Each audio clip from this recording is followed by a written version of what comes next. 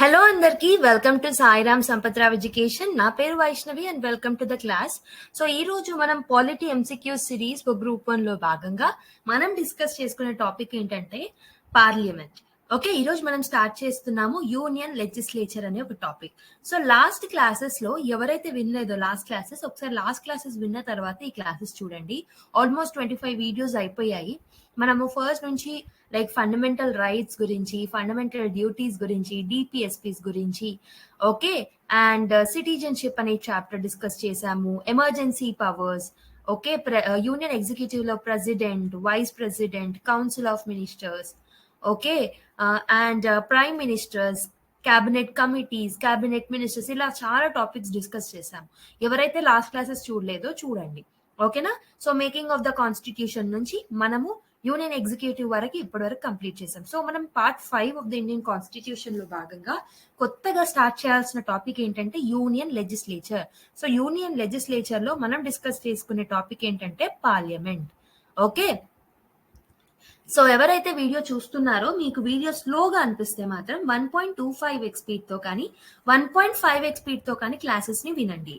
ఒకవేళ మీకు ఫాస్ట్ గా అనిపిస్తే you can decrease the playback speed. Okay, స్లోగా అనిపిస్తున్న వాళ్ళు ఫాస్ట్ గా చేసుకోండి, ఫాస్ట్ గా అనిపిస్తున్న వాళ్ళు స్లోగా చేసుకోండి, ఓకేనా. సో వీడియో మొత్తం చూసిన తర్వాత వీడియో కనుక నచ్చినట్టయితే వీడియోని లైక్ చేయండి and also me friends and fellow aspirants తో మన వీడియోస్ ని షేర్ చేసుకోండి and also give your valuable feedback in the comment box. Okay na? Now let's start the video without any further delay.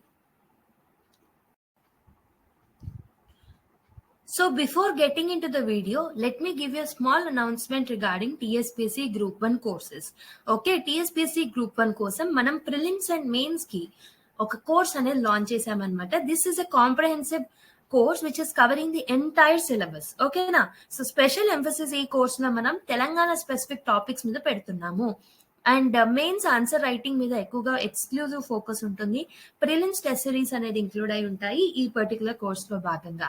So ఈ particular course కావాలి అనుకుంటే 1 year వ్యాలిడిటీతో 12,999 కి అందజేస్తున్నాం. ఒకవేళ 2 years వ్యాలిడిటీ కావాలి అనుకున్న వాళ్ళకి 14,999 తో మనం ఈ కోర్స్ ని ఆఫర్ చేస్తున్నాం. ఓకే, నెక్స్ట్ కోర్స్ వచ్చేసి మెయిన్స్ వే రైట్ వే అనే కోర్స్ అన్నమాట. This is a one stop solution program for TSPSC Group-1 mains. So ఇక్కడ మనము కాంప్రహెన్సివ్ గా ఎంటైర్ సిలబస్ ని 500+ మెయిన్స్ క్వశ్చన్స్ త్రూ మనం కవర్ చేస్తున్నాం అనమాట. Detail discussions will be dealt on each and every word that is mentioned in the mains syllabus.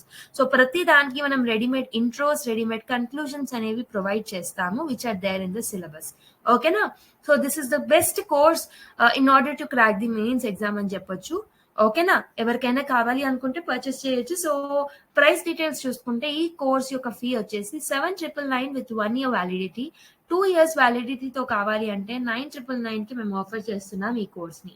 Okay, ఎవరికైనా కావాలి అనుకుంటే 63059553 55532 అనే నంబర్ కి కాల్ చేసి you can avail this course.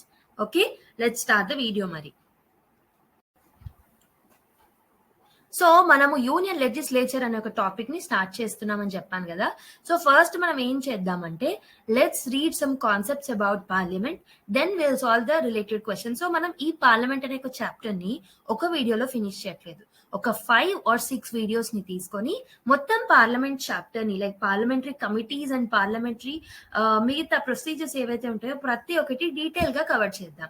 So this has to become a one stop solution for your polity. ఓకేనా, అలా మనం మొత్తం కవర్ చేసి దానికి రిలేటెడ్ కరెంట్ అఫైర్స్ ని కరెంట్ అఫైర్స్ కాదు, దానికి రిలేటెడ్ కరెంట్ అఫైర్స్ మీరు చేసుకోవాలి, దానికి రిలేటెడ్ క్వశ్చన్స్ ని సాల్వ్ చేద్దాం.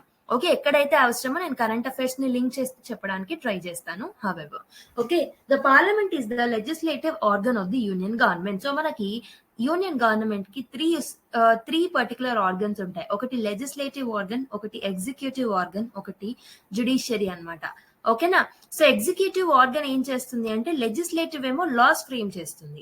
Okay, it will make the laws, అంటే చట్టాలను చేసేది లెజిస్లేచర్, చట్టాలను ఇంప్లిమెంట్ చేసేది ఎవరు అంటే ఎగ్జిక్యూటివ్ అన్నమాట.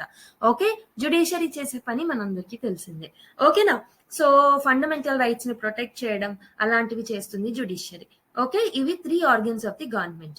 ఓకే, మరి యూనియన్ గవర్నమెంట్ కి ఎలా ఉంటుందో స్టేట్ గవర్నమెంట్ లో కూడా ఇలాంటి 3 ఆర్గన్స్ అనేవి ఉంటాయి.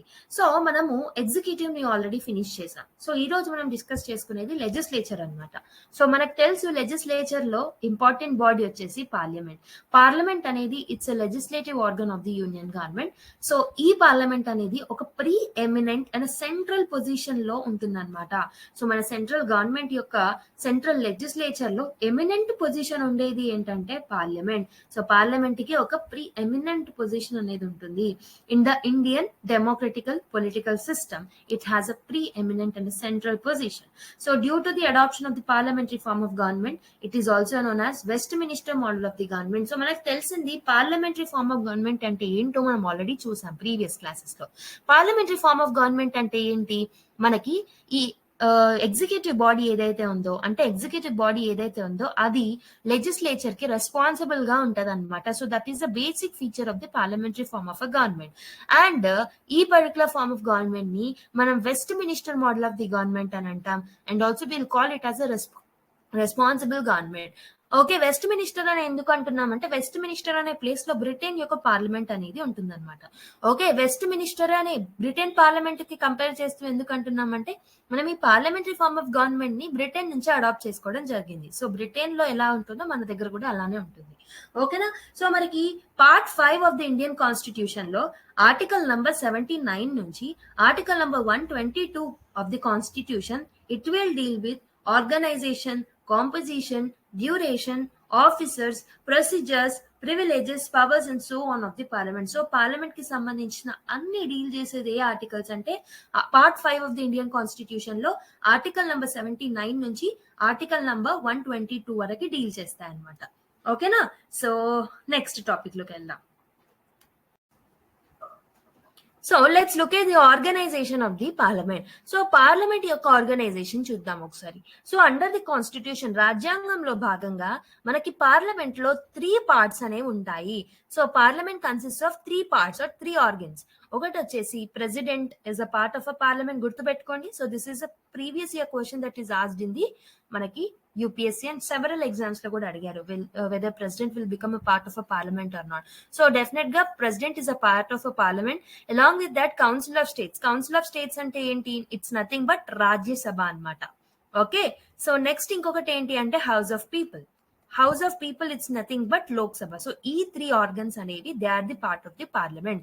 1954 లో హిందీ నేమ్స్ అన్నమాట. రాజ్యసభ కానీ లోక్సభ కానీ ఈ హిందీ నేమ్స్ ని మనం 1954 లో అడాప్ట్ చేసుకోవడం జరిగింది. సో కౌన్సిల్ ఆఫ్ స్టేట్స్ కేమో మనం ఇచ్చిన name Rajya Sabha, house of the people కేమో మనం ఇచ్చిన నేమ్ లోక్సభ. ఇవి 2 హిందీ నేమ్స్ అన్నమాట. Rajya Sabha is the upper house అని కూడా అంటాము, లేకపోతే సెకండ్ ఛాంబర్ అని అంటాము, లేకపోతే హౌస్ ఆఫ్ ఎల్డర్స్ అని అంటాం అనమాట రాజ్యసభని. లోక్సభ నేమో లోవర్ హౌస్ అని అంటాము, లేకపోతే first chamber or popular house అని అంటాం. పాపులర్ హౌస్ అని ఎందుకు అంటున్నాం, ఎందుకంటే లీడర్స్ ఎవరైతే ఉంటారో వాళ్ళు ఎలక్టెడ్ ప్రొసీజర్ ద్వారా వస్తారు. అండ్ లోక్సభలోనే ఎక్కువ పవర్స్ అనేవి ఉంటాయన్నమాట మీరు చూసుకుంటే. సో ఇది మనకి 5 years కి ఒకసారి డిజాల్వ్ అవ్వడం అవన్నీ ఉంటాయి. Okay, but Rajya Sabha is a permanent house, గుర్తుపెట్టుకోండి. So the former represents the state and union territories of Indian Union, while the latter represents the people of India as whole. So మనకి లోక్ సభని popular house అనడానికి ఒకటే కారణం, లోక్ సభ దేన్ని represent చేస్తుందంటే people of ఇండియాని represent చేస్తుంది. ఇండియాలో ఉన్న జనాభాని రిప్రజెంట్ చేసేది లోక్సభ అయితే Rajya Sabha is representing the states ని యూనియన్ టెరిటరీస్ ని రిప్రజెంట్ చేసేది రాజ్యసభ అన్నమాట. అందుకే లోక్సభని మనం హౌస్ ఆఫ్ పీపుల్ అని అంటాము. Okay, so or the popular house అని కూడా అంటాము. So though the president is not a member of house of the parliament and does not sit in the parliament to attend the meetings, he is an integral part of the parliament. So normal గా parliamentary sittings ఏవైతే ఉంటాయో అందులో president participate చేయకపోయినప్పటికీ parliament లో integral part గా ఉంటాడు president. This is because a bill passed by both the houses of parliament cannot become the law without the president assent. ఎందుకు మరి president ని పార్లమెంట్ లో భాగంగా చేస్తున్నాము అంటే, ఎందుకంటే ఏదైనా బిల్లు, ఓకే, సో నేను మీరు లాస్ట్ క్లాసెస్ విన్నుంటే మీకు తెలిసి ఉంటుంది బేసిక్ కాన్సెప్ట్. ఏదైనా బిల్ యాక్ట్ గా మారాలి అంటే ప్రెసిడెంట్ యొక్క అసెంట్ అనేది అవసరం, ప్రెసిడెంట్ యొక్క సంతకం అనేది అవసరం ఉంటుంది. కాబట్టి పార్లమెంట్ చేసేది ఏంటి? చట్టాలు. ఓకే, చట్టంగా మారాలి, ఏదైనా బిల్లు యాక్ట్ గా మారాలి అంటే ప్రెసిడెంట్ యొక్క రోల్ అనేది ఎక్కువగా ఉంటుంది. కాబట్టి ప్రెసిడెంట్ ని కూడా పార్లమెంట్ లో ఇంటిగ్రల్ పార్ట్ గా మనం కన్సిడర్ చేస్తామన్నమాట. Okay, he also performs certain functions relating to the proceedings of the parliament. అంతేకాకుండా కొన్ని పార్లమెంటరీ ప్రొసీడింగ్స్ లో ఒక ముఖ్య భాగంగా ప్రెసిడెంట్ ఉంటారనమాట. ఒక ఎగ్జాంపుల్ తీసుకుంటే, రెండు హౌసెస్ ని సమ్మాన్ చేయాలంటే, సమ్మానింగ్ అంటే స్టార్ట్ చేయాలన్నా, ప్రోరోగ్ అంటే ఎండ్ చేయాలన్నా ప్రెసిడెంట్ యొక్క రోల్ ఎక్కువగా ఉంటుంది.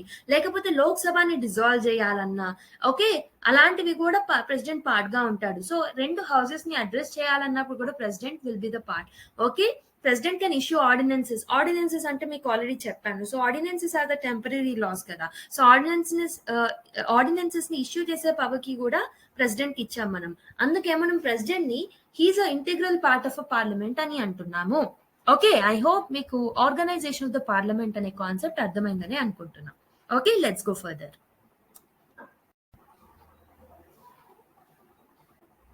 So in this respects, the framers of the Indian Constitution relied on the British pattern rather than the American pattern. In Britain, the parliament consisting of the crown. So Britain lo evaru untaru? Crown untundi parliament lo. Crown ante evaru? King or queen. Okay, and ఇదే కాకుండా ఇక్కడ ఏముంటారు అంటే house of lords nothing but మనకి upper house of the parliament of Britain. Okay, house of commons ఉంటుంది అనమాట. So ఆ house of commons వచ్చేసి లోవర్ హౌస్. సో ఇవన్నీ మనకి బ్రిటన్ లో ఉంటాయి. సేమ్ మోడల్ మనం ఇండియాలో కూడా అడాప్ట్ చేసుకున్నాం. ఇండియాలో హౌస్ ఆఫ్ కామన్స్ మనం ఏమంటున్నాం? లోక్సభ అంటున్నాం. హౌస్ ఆఫ్ లార్డ్స్ ని రాజ్యసభ అంటున్నాం. కింగ్ ఆర్ క్వీన్ అక్కడ ఉంటే మన దగ్గర ప్రెసిడెంట్ ఉంటారనమాట. ఓకేనా? సో వెరాజ్ అమెరికాలో చూసుకుంటే president is not an integral part of a legislature. Okay, president integral part కాదనమాట అమెరికాలో. In USA the legislature which is known as Congress consisting of the senate. మనకు అక్కడ senate upper house and the house of representatives lower house అనేవి ఉంటాయి. US లో మనం presidential system of government ని చూస్తాము. President is not an integral part of a parliament in US. Whereas it is there he will become an important part. అంటే president అంటే ఇక్కడ ఎవరు? Crown. So crown is an important part of or integral part of a parliament. So అక్కడి నుంచి మనము ఆ system ని adapt చేసుకున్నాము. So the parliamentary form of government emphasizes on the interdependence between legislative and the executive organs. Hence we have a parliament in president in the parliament like the crown in the parliament. So మనము parliamentary system of government ని follow అవుతున్నాం కాబట్టి మనకు తెలుసు parliament అనేది ఎలా ఉంటుంది. Parliamentary system of government ఏం చెప్తుంది అంటే there should be an interrelation between the three organs of the government, legislature కి, ఎగ్జిక్యూటివ్ కి, జ్యుడిషియరీకి ఒక ఇంటర్ రిలేషన్ అనేది ఒకరి మీద ఉండాలి అని చెప్పేసి చెప్తుంది. సో అలాంటి రిలేషన్ ని చూపెట్టాలి అంటే డెఫినెట్ గా మనం మనకి ఏమవుతుంది? President should become a part of the parliament అనమాట. So the presidential form of a government on the other hand lay stress on the separation of the legislative and executive organs. So మనకి strict separation చూపెడుతుంది మనకి ఎక్కడ? Presidential form of government లో. వెరాజ్ inter dependence చూస్తున్నాము ఎక్కడ? In the parliamentary form of government. So American president is not regarded as a constituent part of a Congress. So Congress ante nothing but parliament anamata. So mana parliament ani ela aithe pilustamo US lo parliament ni Congress ani pilustaru. Okay, don't confuse with the Congress party. Okay, next composition of the houses యొక్క composition ఎలా ఉందో చూద్దాం. Okay, let's see the composition of the Rajya Sabha first. Rajya Sabha composition ఎలా ఉంటుందో చూద్దాం. రాజ్యసభని మనం ఏమంటాం? Upper house of the parliament. Okay, so it is a council of states అని కూడా అంటాం. అంటే it is a representative of the states అనమాట. స్టేట్స్ ని, యూటీస్ ని రిప్రజెంట్ చేసేది Rajya Sabha. So the maximum strength of the Rajya Sabha is fixed. Okay, so మనకి రాజ్యసభలో ఎంతమంది మెంబర్స్ ఉంటారు అంటే 250 మెంబర్స్ ఉంటారనమాట. ఈ 250 మెంబర్స్ లో మనకి 238 మెంబర్స్ ఎవరైతే ఉంటారో they represent states and UTs. So states ని, యూటీస్ ని రిప్రజెంట్ చేస్తారనమాట. మిగతా 12 మెంబర్స్ ఎవరైతే ఉంటారో వీళ్ళని ప్రెసిడెంట్ నామినేట్ చేస్తారు. So president will nominate them. So recent గా మీ న్యూస్ లో చూసినట్టయితే సుధామూర్తి, ఓకే, సుధామూర్తి గారు ఎవరైతే ఉన్నారో తనని ప్రెసిడెంట్ రాజ్యసభకి నామినేట్ చేశారు. సో ఇలా కరెంట్ అఫైర్స్ ని లింక్ చేసుకోవడానికి ట్రై చేయండి. ఓకే, మూర్తి గాట్ నామినేటెడ్. ఎవరు నామినేట్ చేస్తారు అని అంటారు. సో మనము ఏమనుకుంటాం, తొందరలో క్లాస్ వినేటప్పుడు ప్రెసిడెంట్ చేస్తారా ప్రైమ్ మినిస్టర్ చేస్తారా అనేది సరిగ్గా వినరు. ఈ చిన్న చిన్న కాన్సెప్ట్స్ దగ్గరనే, చిన్న చిన్న కాంపోనెంట్స్ దగ్గరే మనము మార్క్స్ ని లూజ్ అయ్యే ఛాన్సెస్ ఉంటాయి. సో అందుకే మీరు ఏం గుర్తుపెట్టుకోండి అంటే, ఇక్కడ ప్రెసిడెంట్ ఎవరైతే ఉంటారో president will nominate the persons to the Rajya Sabha అనమాట. ఆ పాయింట్ ని గుర్తుపెట్టుకోండి. Okay, so the maximum strength of the Rajya Sabha is 250 అన్నాను. 250లో 238 మెంబర్స్ ఎవరైతే ఉంటారో వాళ్ళు స్టేట్స్ ని అండ్ యూటీస్ ని రిప్రజెంట్ చేస్తారు. 2 members will get nominated to the house అనమాట. 12 members will get nominated by the president. At present రాజ్యసభలో మనకి 245 members ఉన్నారు. సో ఇందులో 229 members ని మనం స్టేట్ రిప్రజెంట్ చేస్తే 4 represents the UT. సో అందులో మళ్ళీ ఇప్పుడు ప్రస్తుతం ఉన్న మెంబర్స్ ఎవరు అంటే, యాక్చువల్లీ ఎంత ఉండాలి, మాక్సిమం 250 ఉండాలి, కానీ ఇప్పుడు ప్రస్తుతం 245 మెంబర్స్ ఉన్నారు. దీంట్లో 229 మెంబర్స్ ఏమో స్టేట్స్ ని రిప్రజెంట్ చేస్తున్నారు, 4 మెంబర్స్ ఏమో యూటీస్ ని రిప్రజెంట్ చేస్తున్నారు, యూనియన్ టెరిటరీస్ ని. 12 మెంబర్స్ ఏమో they are nominated by the president. So 12 members ని మనము మన ప్రెసిడెంట్ ఎవరైతే ఉంటారో వాళ్ళు నామినేట్ చేస్తారనమాట. ఓకే, సో మనకి రీసెంట్ గా ఇప్పుడు మళ్ళీ రిపీట్ చేస్తున్నాను చూడండి. Sudha Murty got nominated to the Rajya Sabha by the president. Okay, so మనకి ఆర్టికల్ నంబర్ 80 ఏదైతే ఉంటుందో గుర్తుపెట్టుకోండి, న్యూస్ లో ఉంది కాబట్టి స్ట్రెస్ చేస్తున్నా. ఆర్టికల్ నంబర్ 80 ఏదైతే ఉందో 80 రాజ్యసభ యొక్క కాంపోజిషన్ గురించి చెప్తుంది. అండ్ ఆర్టికల్ నెంబర్ 79 ఏదైతే ఉందో, సో పార్లమెంట్ లో మనకి ప్రెసిడెంట్, లోక్సభ, రాజ్యసభ ఈ 3 ఆర్గన్స్ ఉంటాయని చెప్పేసి మనకి ఆర్టికల్ నెంబర్ 79 చెప్తుంది. ఓకేనా, సో నార్మల్ గా మనకి representation of the states, okay, representation of states గురించి చెప్పే షెడ్యూల్ ఏంటి అంటే షెడ్యూల్ నంబర్ 4. గుర్తుపెట్టుకోండి, ఇది కూడా షెడ్యూల్ 4 డీల్స్ అబౌట్ ద ఎలా స్టేట్స్ ఏవేవి ఉన్నాయి రాజ్యసభలో, ఏ స్టేట్స్ రిప్రజెంట్ చేస్తున్నాయి, ఏ యూటీస్ రిప్రజెంట్ చేస్తున్నాయి అని షెడ్యూల్ 4 లో మెన్షన్ చేసి ఉంటుంది. ఓకేనా, సో మనకి 245 మెంబర్స్ ఉన్నారు, 229 స్టేట్స్ ని రిప్రజెంట్ చేస్తున్నారు, అండ్ 4 members యూటీని రిప్రజెంట్ చేస్తున్నారు. 12 members are getting nominated by the president. Okay, the 4th schedule of the constitution deals with the allocation of the seats in the Rajya Sabha to the states and the union territories. Okay, so representation of the states ఎలా ఉంది అంటే, so representation of the states in the Rajya Sabha are elected by the elected members of the state legislative assembly. So state legislative assemblies ఏవైతే ఉంటాయో అంటే MLAs ఎవరైతే ఉంటారో, okay, వాళ్ళు ఎవరిని ఎలెక్ట్ చేసుకుంటారు, representatives of the states in the Rajya Sabha. అంటే అక్కడ ఉన్న రిప్రజెంటేటివ్స్, రాజ్యసభలో ఉన్న మెంబర్స్ ని ఎలెక్ట్ చేసుకునేది ఎవరు, స్టేట్ లెజిస్లేటివ్ మెంబర్స్ అనమాట. ఈ ఎలక్షన్ ఎలా జరుగుతుంది అంటే system of proportional representation by means of single transferable vote. President టైంలో నేను మీకు ఇది ఎక్స్ప్లెయిన్ చేశాను గుర్తుంటే. The seats are allocated to the states in the Rajya Sabha on the basis of the population. Population ని బట్టి మనము అలొకేట్ చేస్తున్నాం. కానీ యుఎస్ లో ఎలా ఉంటుందంటే, సో ఇక్కడ ఫస్ట్ మన దగ్గర ఎలా ఉందో చెప్తాను. సో నంబర్ ఆఫ్ రిప్రజెంటేటివ్స్ ఎవరైతే ఉంటారో స్టేట్ నుంచి స్టేట్ కి వేరీ అవుతుంది, ఎందుకంటే పాపులేషన్ ని బట్టి మనం కన్సిడర్ చేస్తున్నాం కాబట్టి. ఫర్ ఎగ్జాంపుల్ మీరు చూసుకుంటే యూపీలో 31 members ఎవరైతే ఉంటారో వాళ్ళు నామినేట్ అవుతారు, so they will get elected to the Rajya Sabha. త్రిపురాని రిప్రజెంట్ చేసేది 1 member, అంటే యూపీలో పాపులేషన్ ఎక్కువ ఉంది కాబట్టి దాని ప్రకారం మనకు రాజ్యసభలో మెంబర్షిప్ అనేది కూడా ఉంటుంది. కానీ యుఎస్ఏలో ఎలా ఉంటుంది అంటే, యుఎస్ఏలో ఒక్కొక్క స్టేట్ కి ఇద్దరు ఉంటారనమాట. ఓకే, 50 states ఉన్నారు.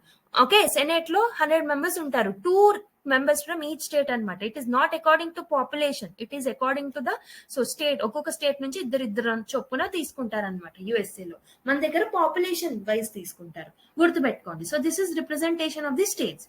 మరి రిప్రజెంటేషన్ ఆఫ్ ద యూటీస్ చూసుకుంటే మీరు, the representation of the each union territory in the Rajya Sabha or indirectly elected by the members of an electoral college especially constituted for the purpose. So electoral college ని constitute చేసి దాని ద్వారా UTs ని represent చేసే members ని ఎన్నుకోవడం జరుగుతుంది అనమాట.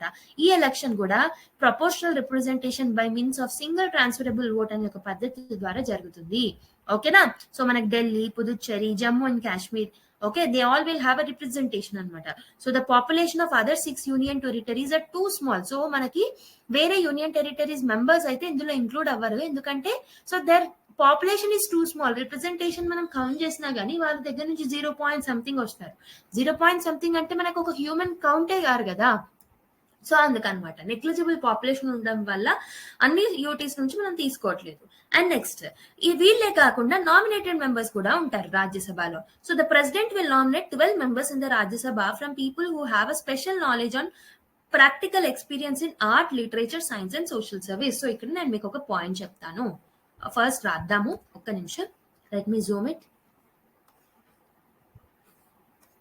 యా, సో ఇక్కడ ఏంటి, నామినేటెడ్ మెంబర్స్ లో ఎంతమంది ఉంటారు, 12 మెంబర్స్ ఉంటారని చెప్పాను. సో 12 మెంబర్స్ ని ఎలా నామినేట్ చేస్తారు, ఏ ఫీల్డ్స్ నుంచి నామినేట్ చేస్తారు రాజ్యసభలో అంటే, people who have special knowledge or practical experience in the arts, లేకపోతే literature, any one of this. Okay, అన్నిట్లలో అవసరం లేదు, ఏదైనా ఒక్క దాంట్లో ఉంటే చాలు.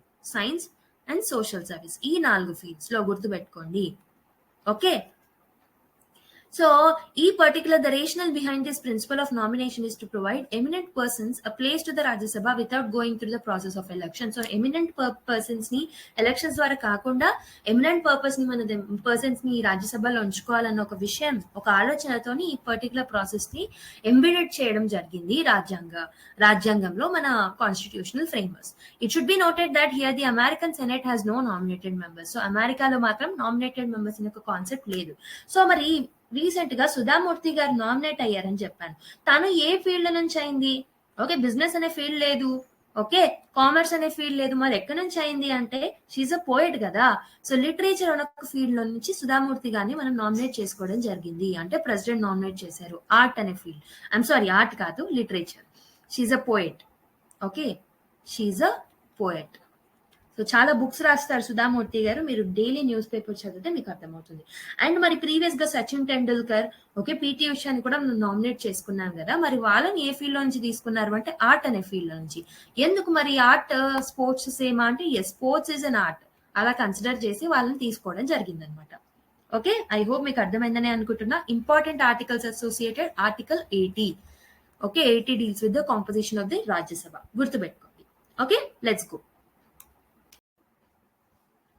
So composition of the Lok Sabha చూద్దాం ఇప్పుడు. సో లోక్సభలో మనకు మాక్సిమం స్ట్రెంత్ ఎంత ఉండొచ్చు అంటే 552 మెంబర్స్ ఉండొచ్చు అనమాట.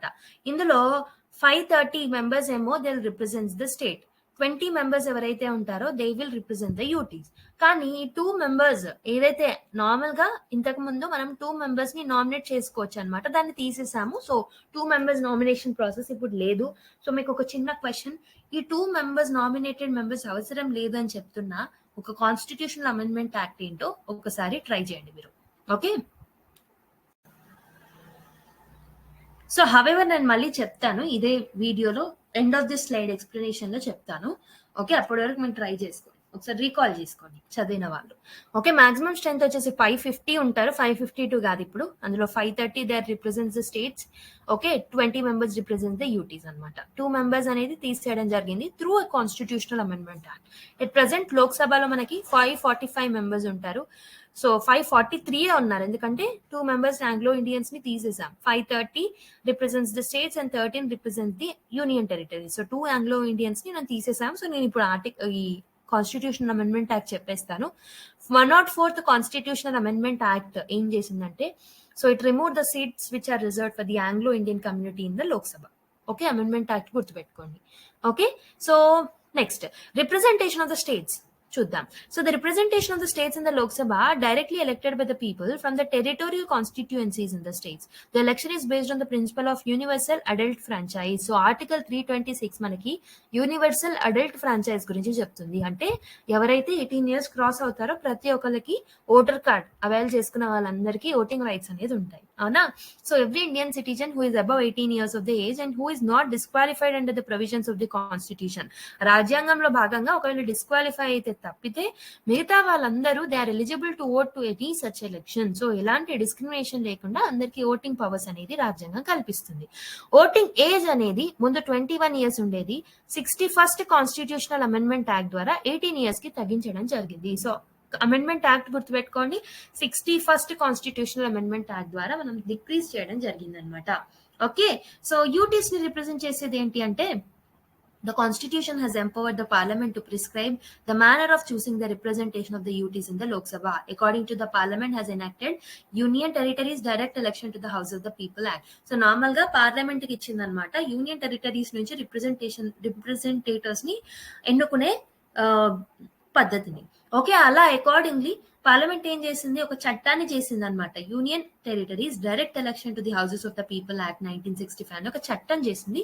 సో ఆ చట్టం ప్రకారమే మనకి యూనియన్ టెరిటరీస్ లో రిప్రజెంటేషన్ అనేది వస్తుంది, ఎలక్షన్స్ అనేవి జరుగుతాయి.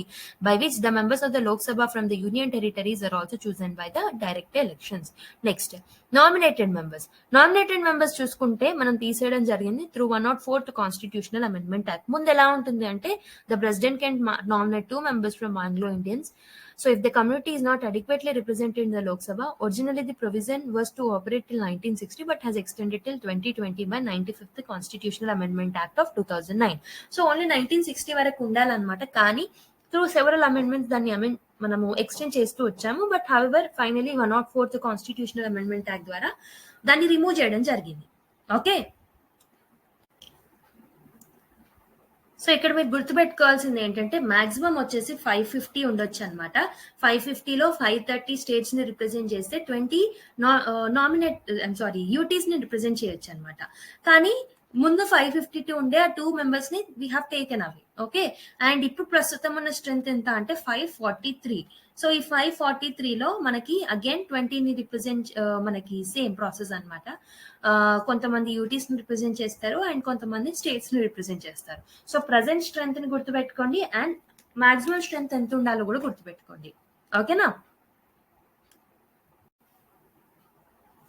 Let's see the various aspects of something which is related to the system of elections to the Lok Sabha. So first aspect వచ్చేసి territorial constituencies గురించి మనం తెలుసుకోవాలి. So for the purpose of holding the direct elections of the Lok Sabha, each state is divided into different territorial constituencies. So ఇది ఒక state అనుకోండి, ఒక్కొక్క state లో different electoral constituencies అనేవి డివైడ్ అవుతాయి అన్నమాట. Okay, so in this respect the constitution makes the following 2 provisions.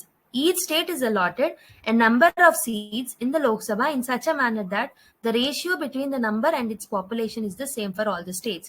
So normal ga each state ki number of seats ni ela allocate chestaru Lok Sabha lo ante akkadunna population by number of seats count cheste ప్రతి ఒక్క దానికి same రావాలన్నమాట, ratio అనేది same రావాలి. Okay, each state is allocated or allotted a number of seats in the Lok Sabha in such a manner that the ratio of the number and its population, okay, ఆ number and population యొక్క ratio ఏదైతే ఉంటుందో అది ప్రతి state కి same రావాలన్నమాట. Thus this provision does not apply to the state having a population of less than 6 million. 6 million అంటే ఎంత, 60 lakhs కన్నా తక్కువగా పాపులేషన్ ఉన్న స్టేట్స్ లో ఈ పర్టికులర్ ప్రొవిజన్ అనేది అప్లికబుల్ కాదు. Each state is divided into territorial constituencies. First ఏమో ఒక్కొక్క స్టేట్ కి నంబర్ ఆఫ్ సీట్స్ ని ఎలా ఎలకేట్ చేస్తారు అంటే అక్కడ ఉన్న వాళ్ళకి ఎలకేట్ చేసిన సీట్స్ బై వాళ్ళలో ఉన్న పాపులేషన్ ని డివైడ్ చేస్తే ప్రతి స్టేట్ కి సేమ్ రావాలన్నమాట. అలా విత్ ఇన్ ద స్టేట్ ఎలా చేస్తారు, each state is divided into different territorial constituencies. ఆ కాన్స్టిట్యుయెన్సీస్ ని ఎలా డివైడ్ చేస్తారు అంటే ఒక్కొక్క కాన్స్టిట్యుయెంట్ యొక్క పాపులేషన్ ని ఆ కాన్స్టిట్యూయెంట్ కి అలొకేట్ చేసిన నంబర్ ఆఫ్ సీట్స్ ని మనం రేషియో చేస్తే అందరికి సేమ్ రావాలి. So the ratio between the population of each constituency is and number of seats allotted to it is same throughout the state. ఓకేనా? సో కంట్రీలో states కి ఎలా అయితే చేస్తామో within the state constituencies కి అలా చేస్తాం అనమాట. ఓకే, ఐ హోప్ మీకు అర్థమైందని అనుకుంటున్నా. In brief, the constitution ensures that there is a uniformity of representation. So ప్రతి కొంతమందికి సేమ్ రిప్రజెంటేటివ్ అంటే కొంతమందికి ఎక్కువ పీపుల్ ని ఇచ్చి ఇంకొక మందికి తక్కువ పీపుల్ ని ఇచ్చి రూల్ చేయమనడం అలా కాకుండా యూనిఫార్మిటీ అనేది ఉంటుందన్నమాట. Okay, it will help in uniformity between the different states and within the state also between the different constituencies there will be a uniformity. So the expression population means the population as ascertained at the preceding census of which the relevant figures has been published. So అదనమాట population అంటే ముందు ఏదైతే census conduct అయిందో దాన్ని బట్టి population figures ని count చేస్తాము. Okay, next concept ఏంటంటే readjustment after each census. After every census the readjustment is to be made in allocation of seats in Lok Sabha to the states and division of each state into territorial constituencies. So normal గా మనకు ప్రతి senses తర్వాత so ఈ particular seats allocation పద్ధతి ఏదైతే ఉందో దాన్ని readjustment అనేది చేయాలి. ఎందుకంటే పాపులేషన్ అనేది చేంజ్ అవుతుంది, అలాగే రిప్రజెంటేషన్ అనేది కూడా చేంజ్ అవ్వాల్సిందే, అవునా? So parliament is empowered to determine the authority and manner in which it to be made. Okay, accordingly, the Parliament has enacted the Delimited Commissions Act of 1952, 1962, 1972 and 2002 for this purpose. So normal గా parliament కి అలా allocate చేసే పద్ధతిని ఇవ్వడం జరిగింది. So parliament ఏం చేసింది, ఒక చట్టాన్ని చేసింది అనమాట, డీలిమిటేషన్ కమిషన్ యాక్ట్స్ అనేవి చేసింది. సో అది సెవెరల్ టైమ్స్ అమెండ్మెంట్ అనేది జరిగింది అనమాట. So 42nd constitutional amendment act ఏదైతే ఉందో 1976 లో, it has propose the allocation of seats in the Lok Sabha to the states and the division of each state into the territorial constituencies till the year of 2000. So 42nd Constitutional Amendment Act ఏం చేసింది అంటే ఈ readjustment process ని ఆపేసింది అనమాట. 2000 వరకు ఇలానే continue అవ్వాలని చెప్పింది అనమాట. సో ఆ 2000 వరకు 1971 సెన్సెస్ ఏదైతే ఉందో ఆ సెన్సెస్ ప్రకారమే నడవాలి అని చెప్పేసి 42nd కాన్స్టిట్యూషనల్ అమెండ్మెంట్ యాక్ట్ చెప్పింది. This ban on readjustment was extended for other 25 years. అంటే 25 years కి మళ్ళీ ఎక్స్టెండ్ అవ్వడంతో ఇప్పుడు 2026 వరకు మనకి 1971 సెన్సెస్ ఆధారంగానే నడుస్తుంది అనమాట. Okay, so by 84th constitutional amendment act ఈ రీఅడ్జస్ట్మెంట్ ఫ్రోజన్ యాక్టివిటీ ఏదైతే ఉందో దాన్ని కంటిన్యూ చేశారు 2026 వరకు through 84th constitutional amendment act. Okay, so first amendment act ఎలా ఫ్రోజ్ చేసింది అంటే 42nd కాన్స్టిట్యూషనల్ అమెండ్మెంట్. దీన్ని డబుల్ చేయండి, 42 into 2 84. సో నెక్స్ట్ ఫ్రోజ్ చేసిన activity 84th constitutional amendment act. Okay, so దీన్ని ఇలా ఎందుకు చేశారు అంటే with an objective of encouraging population limiting measures. So ఈ పాపులేషన్ మెజర్స్ ఏవైతే ఉంటాయో అవి తీసుకోవాలని ఒక ఆలోచనతో దాన్ని మనము ఫ్రోజ్ చేయడం జరిగిందనమాట. So the 84th Constitutional Amendment Act of 2001 also empowered the government to undertake readjustment and rationalization of the territorial constituencies in the states on the basis of the population figures of 1991 census. Later, the 87th Constitutional Amendment Act of 2003 provided for the delimitation of the constituencies on the basis of 2001 census and not 1991 census. However, this can be done without altering the number of seats allocated to each state in the Lok Sabha. So ఏం లేదు, so 84th constitutional amendment act ఏం చెప్పింది 2001 లో అంటే, so government can readjust and rationalise the constituencies based on 1991 census ప్రకారం చేసుకోవచ్చు అని చెప్పింది.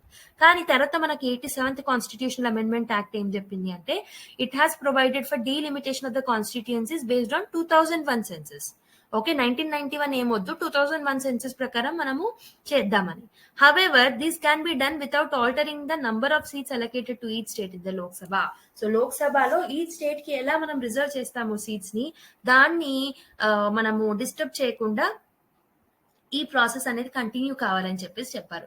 సో ఏం లేదు, ఇక్కడ చాలా స్ట్రెస్ తీసుకోకండి అర్థం చేసుకోవడానికి, జస్ట్ మనకు ఒకటే అర్థం కావాలి. సో మనం రీఅడ్జస్ట్మెంట్ చేసుకోవాలి సెన్సెస్ ప్రకారం. ఓకే, కొత్త సెన్సెస్ వచ్చినప్పుడల్లా రీఅడ్జస్ట్మెంట్ చేసుకోవాలి. కానీ మనకి 42nd constitutional amendment act and 84th constitutional amendment act వల్ల సో 2026 వరకు ఆ యాక్టివిటీ అనేది ఫ్రోజన్ అయింది అని చెప్పి గుర్తు పెట్టుకుంటే more than enough. Okay, so next concept వచ్చేసి reservation of the seats for ఎస్సీస్ అండ్ ఎస్టీస్. సో కాన్స్టిట్యూషన్ ఏం చేసింది, it has abandoned the system of communal representation, కానీ it has provided the reservation of the seats for the scheduled caste and scheduled tribes in the Lok Sabha on the basis of the population ratios. Population ratios ని బట్టి వాళ్ళకి reservation ఇవ్వాలి okay అని చెప్పింది. Communal representation ఇవ్వకపోయినప్పటికీ seats reservation అనేది ఇచ్చింది అనమాట. Okay, originally this reservation was to operate for only 10 years. 10 years వరకు ఈ రిజర్వేషన్స్ ఇవ్వాలి అని చెప్పారు. 1950s లో వచ్చింది కదా, 1960s వరకు మాత్రమే ఇవ్వాలి అని చెప్పారు. కానీ ఎవ్రీ 10 years దీన్ని ఎక్స్టెండ్ చేస్తూ through various constitutional amendment act దాన్ని ఎక్స్టెండ్ చేస్తూ వచ్చామన్నమాట. ఓకేనా, అలా ఎక్స్టెండ్ చేసే ప్రాసెస్ లో ఫైనల్ గా వచ్చిన అమెండ్మెంట్ ఏంటంటే 104th constitutional amendment act. So ఇదే 104th కాన్స్టిట్యూషనల్ అమెండ్మెంట్ యాక్ట్ ప్రకారం మనం ఆంగ్లో ఇండియన్స్ కి సంబంధించిన రిజర్వ్డ్ సీట్స్ ని తీసేసాం. ఇదే 104th constitutional amendment act it has extended 10 years of deadline for the cessation of the reservation of seats in the Lok Sabha for SCs and STs. So ఇది ఇప్పటి వరకు ఉంటుంది మరి అంటే 2030 వరకు ఉంటుంది. ఓకే, ఈ రిజర్వేషన్ అనేది 2030 వరకు కంటిన్యూ అవుతుంది అనమాట.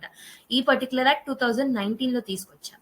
ఓకే, సో ఇప్పుడు ప్రస్తుతం కొత్తగా యాడ్ చేసుకోవాల్సింది ఏంటంటే 2030 వరకు through 104th constitutional amendment act మనం దాన్ని ఎలాంగేట్ చేస్తూ వచ్చామన్నమాట. So though seats are reserved for the scheduled tribes and scheduled caste, they are elected by the voters in a constituencies without any separate electorate. So వాళ్ళకి separate గా మనము reservation ఇస్తున్నప్పటికీ so SC ST మనుషులే వాళ్ళని ఎన్నుకోవాలా అంటే కాదు, అందరూ ఎన్నుకోవచ్చు, కానీ వాళ్ళకి రిజర్వేషన్ అనేది ఉంటుంది అనమాట. కమ్యూనల్ ఎలక్టోరేట్ లేదు, బట్ రిజర్వేషన్ అనే కాన్సెప్ట్ మాత్రం ఉంది. ఆ తేడాని మీరు అర్థం చేసుకోండి. A member of scheduled caste and scheduled tribes is also not debarred from contesting a general seat. So normal గా వాళ్ళు రిజర్వ్ సీట్స్ తో పాటు నాన్ రిజర్వ్ సీట్స్ లో కూడా వాళ్ళు ఎలక్షన్స్ లో పార్టిసిపేట్ చేయొచ్చు అనమాట. 84th కాన్స్టిట్యూషనల్ అమెండ్మెంట్ యాక్ట్ అనేది జరిగింది 2001 లో. It has provided for refixing the reserve seats on the basis of the population figures of 1991 census as applied to rationalization of the general seats. Later, 87th Constitutional Amendment Act of 2003 provided for the refixing of the reserved seats on the basis of the 2011 census. So మనకు తెలుసు 84th constitutional amendment act ఏమో 1991 census ని follow అవ్వమంటే, తర్వాత వచ్చిన act ఏమో 2001 census ప్రకారం తీసుకోండి అని చెప్పడం వల్ల 2001 సెన్సస్ ప్రకారం మనకు నడుస్తుంది and not on 1991 census. Okay, and మనకి ఎలక్షన్ ప్రాసెస్ లో ఇంకో కాన్సెప్ట్ ఏంటంటే first past the post system. So first past the post system అంటే ఏంటో తెలుసుకుందాం. So constitution has adopted the system of proportional representation in the Rajya Sabha. It has not been preferred the same system in the Lok Sabha. రాజ్యసభలోనేమో representation proportional representation single transferable vote అనే పద్ధతి వాడినప్పటికీ లోక్సభలో అలాంటి process అనేది లేదు. Instead, it has adopted the system of territorial representation. అంటే first past the post system అనేది follow అవుతుంది అనమాట. ఎలక్షన్స్ అనేవి జరుగుతాయి, కాన్స్టిట్యుయెన్సీస్ ఎలా డివైడ్ అవుతాయో మనం చూసాము. సో దాన్ని బట్టి ప్రతి కాన్స్టిట్యుయెన్సీస్ లో ఎన్నికలు జరుగుతాయి, అక్కడ ఎన్నుకోబడిన వాళ్ళకి రిప్రజెంటేషన్ అనేది ఉంటుంది అనమాట. అలా okay, under the territorial representation every member of the legislature represents a geographical area known as a constituency. Okay, from each constituency only one representative elected. So ఒక్కొక్క కాన్స్టిట్యుయెన్సీ నుంచి ఒక్కొక్కరు ఎలెక్ట్ అవుతారనమాట. Okay, hence such a constituency is known as a single membered constituencies. In this system, a candidate who secures majority of votes is declared as elected. So normal గా మనకి general గా జరిగే election process ఎలా ఉంటుంది, elections జరిపిస్తారు, ఎవరు win అవుతారు, ఎవరికి ఎక్కువగా ఓట్స్ వస్తాయో వాళ్ళే విన్ అవుతారు, అవునా? So the simple majority system of representation does not represent the whole electorate. In other words, it does not secure due representation to the minorities, that is the small groups. Okay, the system of proportional representation aims of removing the defects of the territorial representation. Under this system, all sections of the people get representation in proportion to the number. Even the smallest section of the people gets its due share of representation in the legislature. So normal గా ఈ simple representation ఏదైతే ఉందో దాని వల్ల ఏమవుతుంది, majority of the people అంటే కొంతమంది accept చేసినా కొంతమంది యాక్సెప్ట్ చేసుకోకపోవడం వల్ల వాళ్ళకి నష్టం అనేది జరుగుతుంది. ఇప్పుడు క్లాస్ లీడర్ని ఎన్నుకోవాలనుకుంటున్నారు మీ క్లాస్ లో, ఒక 30 మెంబర్స్ ఉన్నారు మీ క్లాస్ లో. ఓకే, సో ఇద్దరు నిలబడ్డారు క్లాస్ లీడర్ కావాలి, ముగ్గురు నిలబడ్డారు అనుకుందాం క్లాస్ లీడర్ కావాలని. ఈ 30 ఓట్స్ ఏవైతే ఉన్నాయో even including the class leader అందరూ ఓట్ చేయొచ్చు అనుకుందాం. So including the class leader అందరు 30 members, so including the representatives, not class leaders, including the representatives with class leaders అందరూ ఓట్ చేయొచ్చు, అవునా? సో ఈ 30 ఓట్స్ లో మనకి ఎలా బైఫర్కేట్ అయ్యాయంటే ఒకరికి 12 ఓట్స్ వచ్చాయి అనుకుందాం. ఓకే, ఒకరికి 11 ఓట్స్ వచ్చాయి అనుకుందాం. ఓకే, ఇంకెన్ని ఉన్నాయి? ఓకే, 17, అవునా? So 17 members. సో మనకి ఇలా 17 ఒకరికి, 11 ఒకరికి, 12 ఒకరికి అలా వచ్చాయి అనుకుందాం ఓటింగ్స్. సో ఇప్పుడు ఈ థర్డ్ పర్సన్ కి 17 మెంబర్స్ యాక్సెప్ట్ చేస్తున్నప్పటికీ 13 మెంబర్స్ అనేది రిజెక్ట్ చేస్తున్నారు కదా అతను వద్దు అని. ఓకే, 13 మెంబర్స్ కాదు, ఓకే 23 మెంబర్స్ రిజెక్ట్ చేస్తున్నారు కదా అతను వద్దని, అవునా? సో 17 మెంబర్స్ యాక్సెప్ట్ చేస్తున్నారు, బట్ 23 మెంబర్స్ రిజెక్ట్ చేస్తున్నారు అతన్ని వద్దని. అంటే ఇక్కడ మనకి రిప్రజెంటేషన్ అనేది ప్రాపర్ గా అవ్వట్లేదు. 23 మెంబర్స్ ని తను రిప్రజెంట్ చేస్తాడు ఒకవేళ ఎన్నికవుతే క్లాస్ లీడర్ లాగా. కానీ ఈ 23 మెంబర్స్ కి అతనంటే ఇష్టం లేదు క్లాస్ లీడర్ గా ఉండడం. అర్థమైందా? సో కానీ టెరిటోరియల్ రిప్రజెంటేషన్ ఏదైతే ఉందో ఈ పర్టికులర్ డిమెరిట్ ని ఇది పాజిటివ్ చేసుకుంటుంది అనమాట. గుర్తుపెట్టుకోండి. ఓకే. సో ప్రపోర్షనల్ రిప్రజెంటేషన్ లో కూడా 2 కైండ్స్ ఉంటాయన్నమాట, namely single transferable vote system and the list system.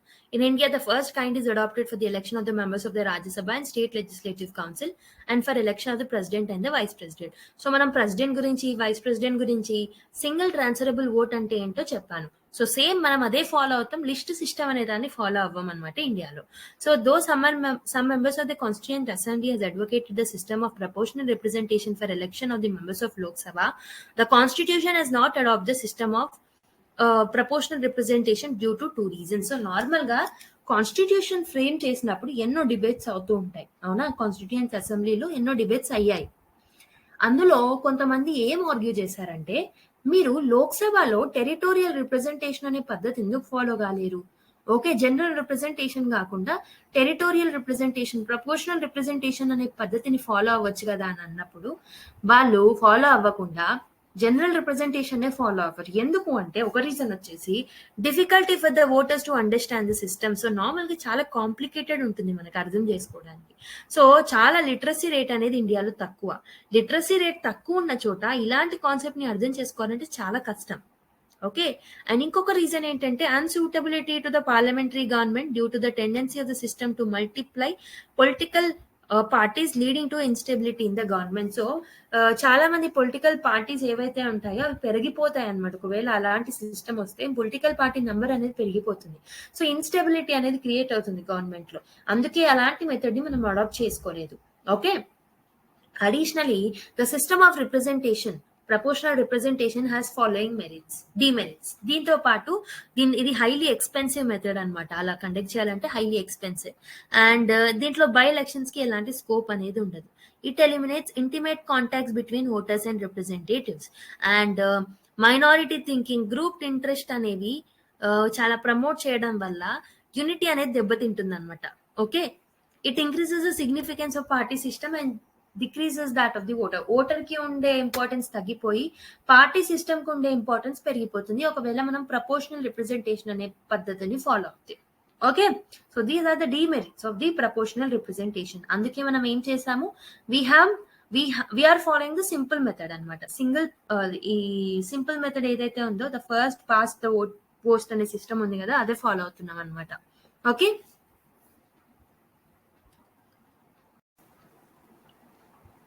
Let's see the duration of the Rajya Sabha. Okay, duration చూద్దాం, బోత్ ద హౌసెస్ యొక్క డ్యూరేషన్ ఎలా ఉంటుంది. ఫస్ట్ రాజ్యసభ చూద్దాం.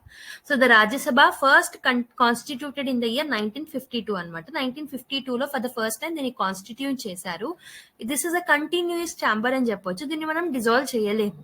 This is a permanent body and not subject to the dissolution. So దీన్ని dissolution చేయలేము. This is a permanent body. Okay, this is a continuing chamber అని కూడా అంటాము. హవెవర్ మీరు చూసుకుంటే 1/3 of the members retire every second year. So 2 years కి ఒకసారి 1/3 members of the Rajya Sabha dissolve అయిపోతారు. ఓకే, దే రిజైన్ అనమాట. సో రిజైన్ కాదు, రిటైర్ అయిపోతారు. ఓకే, రిటైర్ అయిన తర్వాత కొత్త మెంబర్స్ వస్తారు.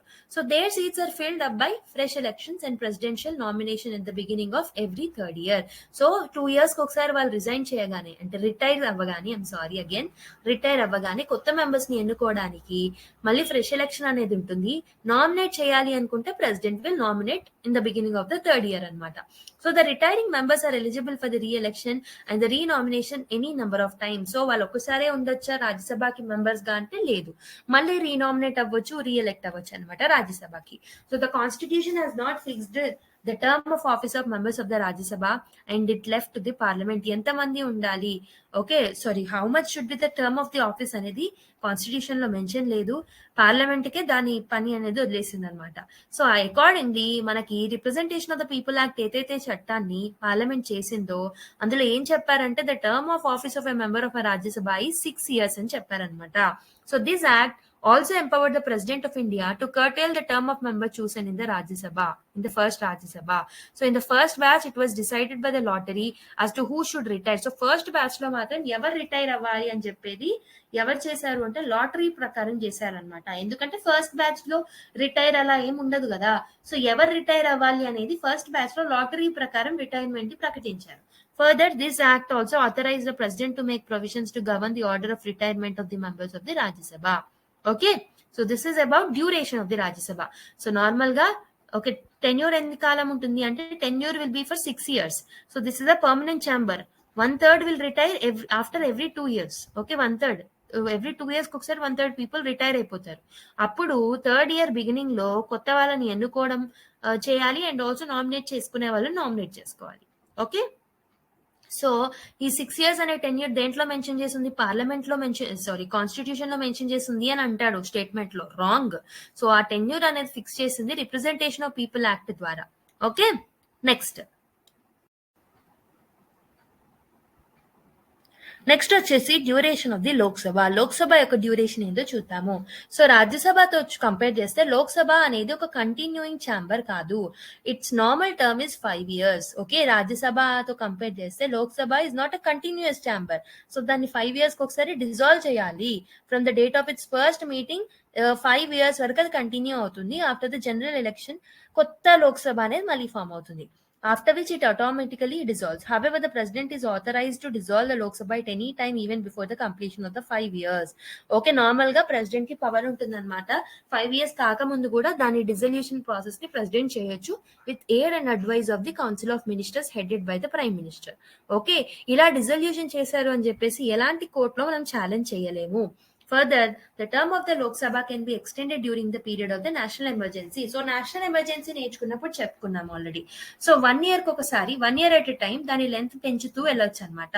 However, these extension cannot be continued beyond a term of 6 months after the emergency has ceased to operate. So emergency అయిపోయింది అనుకోండి, ఎమర్జెన్సీ అయిన 6 నెలల్లోపు ఫ్రెష్ ఎలక్షన్స్ జరగాలి, కొత్త లోక్సభ అనేది ఫామ్ అవ్వాలన్నమాట. 6 months వరకు అది కంటిన్యూ చేయొచ్చు ఒకవేళ దాని టర్మ్ అయిపోతే. Okay, next concept is about membership of the parliament. Parliament యొక్క మెంబర్షిప్ ఎలా ఉంటుందో చూద్దాం. సో క్వాలిఫికేషన్ చూసుకుంటే the constitution lays down the following qualification for the person to be chosen as a member of the parliament. He must be a citizen of India. He must make and subscribe to an oath or affirmation before a person authorized by the Election Commission for this purpose. Okay, ఏమని oath చేస్తారు అంటే to bear true faith and allegiance to the Constitution of India, to uphold the sovereignty and integrity of India అని చెప్పేసి oath అనేది తీసుకోవడం జరుగుతుంది. ఎవరు, Lok Sabha member of the parliament, MP. Okay, MP అలా ఓత్ అనేది తీసుకుంటాడు అనమాట. ఓకే, ఏజ్ లిమిట్ ఎంత ఉండాలి, 30 years ఉండాలన్నమాట. రాజ్యసభలో he or she should not be less than 30 years in the case of Rajya Sabha, whereas లోక్సభలో 25 years at least ఉండాలి minimum age. Okay, he or she must possess other qualification prescribed by the parliament. Okay, ఇవే కాకుండా parliament representation of people act ద్వారా కానీ లేకపోతే వేరే ఏదైనా చట్టాల ద్వారా కానీ ఏదైనా క్వాలిఫికేషన్ మెన్షన్ చేసి ఉంటే అవి కూడా ప్రొసెస్ చేసి ఉండాలి అనమాట ఆ person in order to become an MP. Okay, so మరి పార్లమెంట్ కి పవర్ ఇచ్చారు కదా అడిషనల్ క్వాలిఫికేషన్ కోసం. సో పార్లమెంట్ చేసిన చట్టం ఏంటి అంటే representation of the people act 1951 అనే ఒక చట్టం చేసింది. ఆ చట్టం ద్వారా అడిషనల్ క్వాలిఫికేషన్స్ ని ఎంపీస్ కావాలి అంటే ప్రిస్క్రైబ్ చేసింది అనమాట. ఓకే, ఎంపీస్ కావాలి అంటే ఈ అడిషనల్ క్వాలిఫికేషన్ అనేవి ఉండాలన్నమాట ఒక పర్సన్ లో. He must be registered as an ఎలక్టర్ for the parliamentary constituency. ఒక ఎలక్టర్ గా రిజిస్టర్ అయ్యి ఉండాలన్నమాట. So this is in case of both Rajya Sabha and Lok Sabha also same procedure should be followed. అంటే ఈ పర్టికులర్ ప్రొవిజన్ అనేది ఇద్దరికి అప్లికబుల్ అవుతుంది. The requirement that a candidate contesting an election to the Rajya Sabha from a particular state should be an elector in that particular state was dispensed within 2003. In 2006, the Supreme Court upheld the constitutional validity of this change. So normal గా 2003 లో దీన్ని provision ని రాజ్యసభ కూడా add చేయడం జరిగింది. So even supreme court దాన్ని accept చేసింది అనమాట.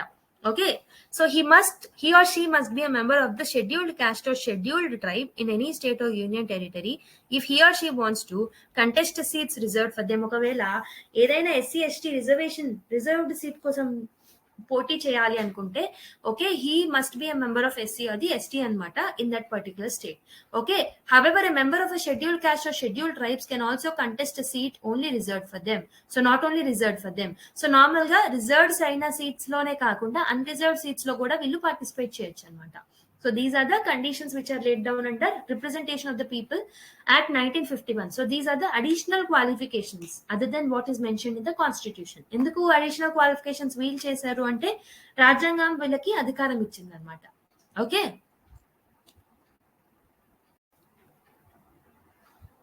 నెక్స్ట్ వచ్చేసి disqualification. Under the constitution a person shall be disqualified by being the member of the parliament. So first చూసుకుంటే ఏ కేసెస్ లో డిస్క్వాలిఫై అవ్వచ్చు అంటే if he holds any office of profit under the union or the state government. Union లో కానీ state government కింద కానీ ఎలాంటి ఆఫీస్ ఆఫ్ ప్రాఫిట్ ని హోల్డ్ చేసినా అతను ఆర్ ఆమె ఈ పర్టికులర్ ఎంపీ సీట్ కి డిస్క్వాలిఫై అవుతారనమాట. Except that of a minister or any other office exempted by the parliament. Okay if he or she is of unsound mind and stands so declared by the court. So unsound mind undi and even court kuda declare chesaru anukondi ee person ki unsound mind undani cheppesi appudu disqualify ayipotaru. If he or she is an undischarged insolvent. Okay and inkokati entante if he is not a citizen of India or has a voluntarily acquired the citizenship of a foreign state or is under any acknowledgement of allegiance to the foreign state. So normal ga foreign state తో ఏదైనా సంప్రదింపులు ఉన్నా అంటే illegal గా and లేకపోతే వాలంటరీగా వేరే country citizen ని అక్వైర్ చేసిన ఒకవేళ మన సిటిజన్ కాకపోయినా ఇలాంటి కేసెస్ లో కూడా వాళ్ళు డిస్క్వాలిఫై అయిపోతారు అనమాట. If he or she is so disqualified under the law made by the parliament. ఇదే కాకుండా కొన్ని అడిషనల్ కొన్ని డిస్క్వాలిఫికేషన్ రిలేటెడ్ ప్రొవిజన్స్ ని పార్లమెంట్ చేయొచ్చు కావాలి అనుకుంటే ఒక చట్టాన్ని తీసుకొచ్చి అని చెప్పేసి పార్లమెంట్ కి again they have given the powers under the constitution.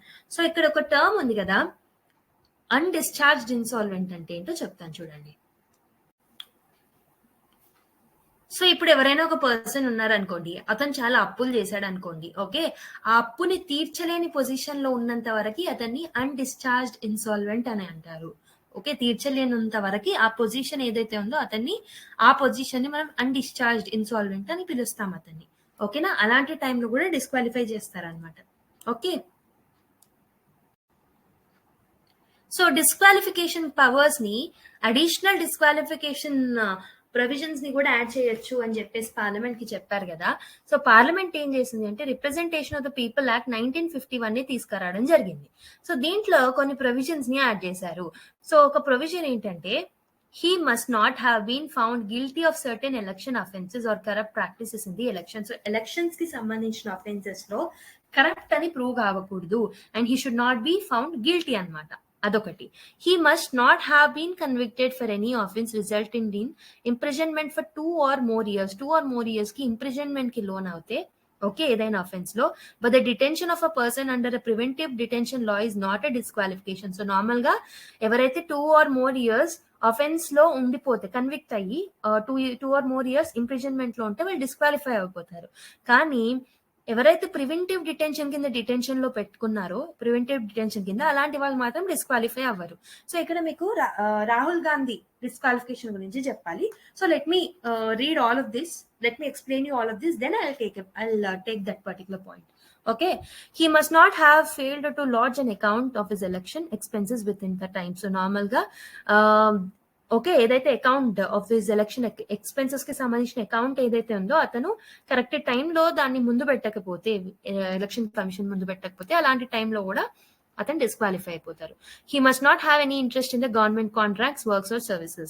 he must not be a director or managing agent nor hold any office of profit in a corporation in which government has at least 25% share. So government కి 25% share at least ఉన్న దాంట్లో అందులో ఒకవేళ ఏదైనా office of profit ని కానీ ఏదైనా managing agent గా డైరెక్టర్ గా ఉన్నా కానీ అతని యొక్క ఈ పర్టికులర్ డిస్క్వాలిఫికేషన్ అనేది ఖాయమవుతుంది. Okay he must not have been dismissed from the government service for corruption or disloyalty. So ఇంతకు ముందు గవర్నమెంట్ సర్వీసెస్ లో ఉండి ఏదైనా డిస్లాయల్టీ వల్ల కరప్షన్ వల్ల డిస్మిస్ అయ్యి ఉంటే ఓకే డిస్లాయల్టీ వల్ల అప్పుడు కూడా అతను డిస్క్వాలిఫై అయిపోతాడు అనమాట. he must not have been convicted for promoting enmity between different groups or for the offenses of bribery. Okay ఏదైనా ఎనిమిటీ గ్రూప్ లో కానీ ఏదైనా బ్రైబరీ ఇష్యూలో కానీ కన్విక్ట్ అయి ఉంటే అలాంటి టైంలో కూడా డిస్క్వాలిఫై అయిపోతారు ఆ పర్సన్ ఎవరైనా.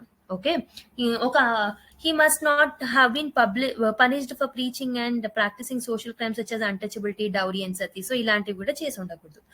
On the question whether a member is subject to any of the above disqualification, the president decision is final. So president తీసుకునే decision అనేది ఫైనల్ అవుతుంది అనమాట. However, he should obtain an opinion of the election commission and act accordingly. So ఇక్కడ ఎవరి యొక్క opinion తీసుకుంటాడు అంటే election commission. గుర్తుపెట్టుకోండి, అక్కడ పదాలు మార్చేసి ఏమిస్తాడు అంటే he must get a opinion from the prime minister and council of ministers అని ఇస్తాడు. అప్పుడు మనం ఏమనుకుంటాం, పప్పులో కాలేస్తాం. ఎందుకు, మనం ఎప్పుడు చూసినా మాక్సిమం ప్రెసిడెంట్ కి ఒపీనియన్ ఇచ్చిన, అడ్వైస్ ఇచ్చిన council of ministers, prime minister ఇస్తారు కదా, ఇది కూడా కరెక్టే అని అనుకుంటాం. కానీ ఇక్కడ చిన్న పాయింట్ ఏంటంటే ఇది ఎలక్షన్స్ కి సంబంధించిన డిస్క్వాలిఫికేషన్ కాబట్టి ఎలక్షన్ కమిషన్ చెప్పిన దాని ప్రకారం president have to act. His decision will be the final decision. Okay, గుర్తుపెట్టుకోండి పాయింట్స్ ని. అయితే ఇక్కడ మీకు ఒక చిన్న కరెంట్ అఫైర్స్ ని లింకేజ్ చేయాలనుకుంటున్నా.